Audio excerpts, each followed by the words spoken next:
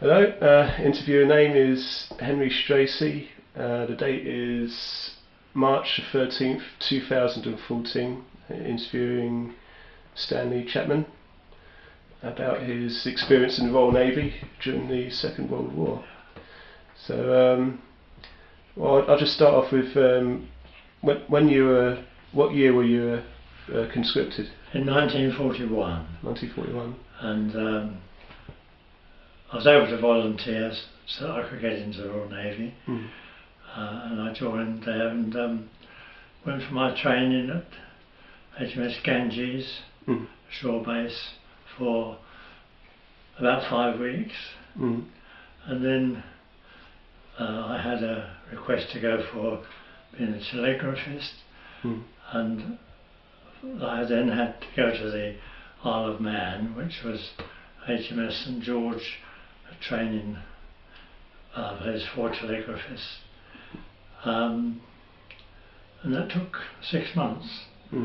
Although the latter part of that, they closed it there, and I went to HMS Scotia in Scotland, and finished my training there. Yeah. So you, again, you were conscripted in 1941. Yes. Yes, 1941. Yeah. What was the name of the first ship that you served on?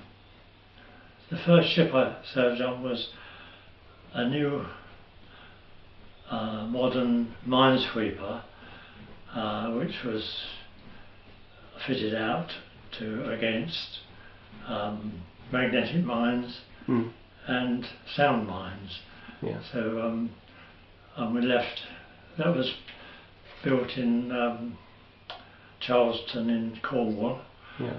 And we then went to Portsmouth and worked as a group out of Portsmouth, minesweeping from Portsmouth down towards the Land's End, and then on alternate days we would sweep up to Dover in that area. Yeah. But I was based in Portsmouth at that time.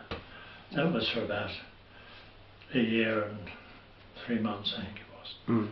Yeah. Was there any notable incidents during that time? Well, of course, there were a number of magnetic mines being laid by the Germans at that time in the channels, because there were channels for convoys all the way around Britain, and of course they came up to the inside of the Isle of Wight and then up to Dover and into the Thames and the rest of the country. But yes, we did have. We carried a barrage balloon on top, which was to try and stop dive bombers. On the odd occasions you got some come over to attack, but at that part of the war they were not, as time went on, the aircraft didn't cover them much. But you did have the worry for mines, because sometimes you came across some floating and they had to be destroyed. But as I was a telegraphist, I didn't get a lot of outside look, because it's in an office and it's receiving and sending messages, mostly receiving in wartime. Yeah. Then I went on and I asked for a transfer. Yeah. And I was transferred to Great Yarmouth, which was the base for minesweepers again, a different type of a larger minesweeper, which swept further north and south. And we did, later we escorted the Mulberry Harbour, which was coming down from Tyneside on different occasions. We didn't know what they were because they were all in pieces, but they were great size. And after a period of time I again asked for a change, and I changed into what was called the General Service. Yeah. And I joined a sloop, which was like a corvette or larger, called HMS Peacock. That was, we started in Chatham because that was where it was refitted. We went up to and was based in Liverpool. The whole group were, which was include HMS Wren and HMS Magpie and HMS Amethyst and us HMS Peacock. And we worked from there on the North Atlantic convoys. Yeah. We used to go out and escort convoys sort of halfway across the Atlantic and then come back with a convoy coming from the other side. You know, there could be 40, 50 ships to escort. But it was really an anti-submarine because they were quite lively then. We did attack quite a lot of, a number of merchant vessels unfortunately were hit and lost. But by this stage in the war you had Aztec, didn't you? oh yes, yes. And yeah, there's lots of modification. It was quite an up-to-date ship. Plus you had the Enigma code was also broken, so the U-boat movements could also be tracked as well. Not that we knew. Not that you know of, no. But of course our job was receiving messages for our own use. But we picked up others which were decoded by officers because we just needed signals.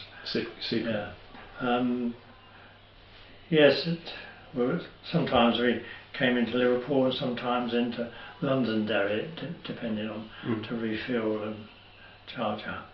The captain on the HMS Peacock was quite a character really, because I came from Loughton and he also came from Loughton, and his name was Lieutenant Commander R.N. Robert Stannard, and he won the Victoria Cross in Norway earlier in the war. Is that at Narvik? It would be that in that area. Narvik, yes. Yeah.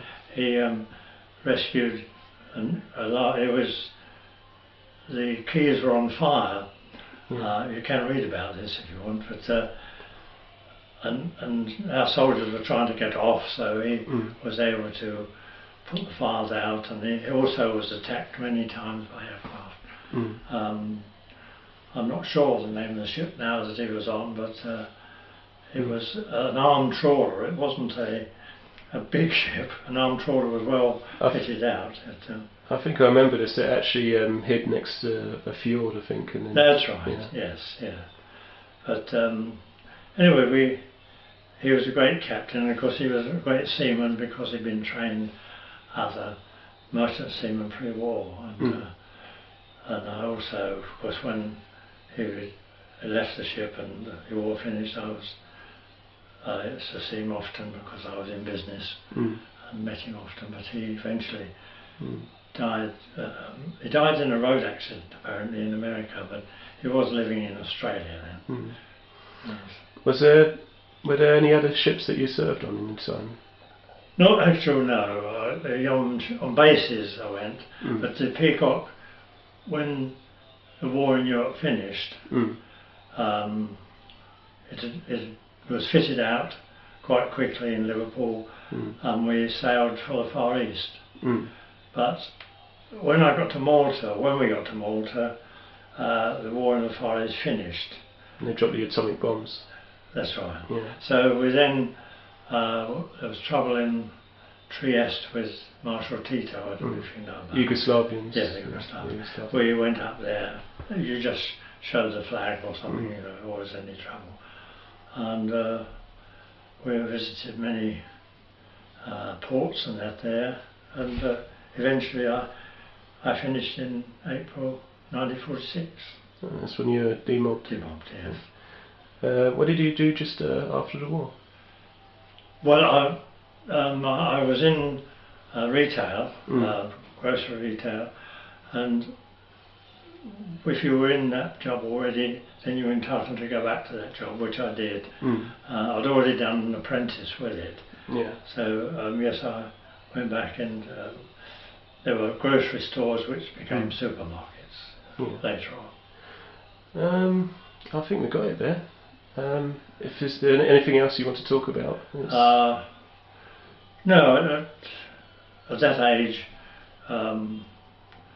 it's great in a way because you're all more or less the same age, and I know you do worry about whether you're when I was at Portsmouth, in the harbour, when you went out in the morning, you had to salute HMS Victory, which is their Nelson ship, and you thought, well, I hope to see you when I get back, you know. But, yes, of course, we're in Portsmouth Harbour. We were bombed on a number of occasions, the dogs there, but I fortunately got through fine. Really. That's good. Thank you. Well, I think we can wrap it up there. Yes, and I've lived to a great age. Yeah, it's. If you don't mind me asking. No, well, I'm 91. I'll be 92 in August. 92 in August. Yes. So, well, you can work it out. I was 18 in 1941. Yes. So it's great to see you now, and thank you very much. I do belong to an association of the HMS Peacock. They still have that. There aren't many of us left now, which is we can attend once a year. Yeah. And also for the shore stations. But thank you. Okay. Well, thank you very much for talking to us, Stanley. All right. And I wish you all the best. Well, you show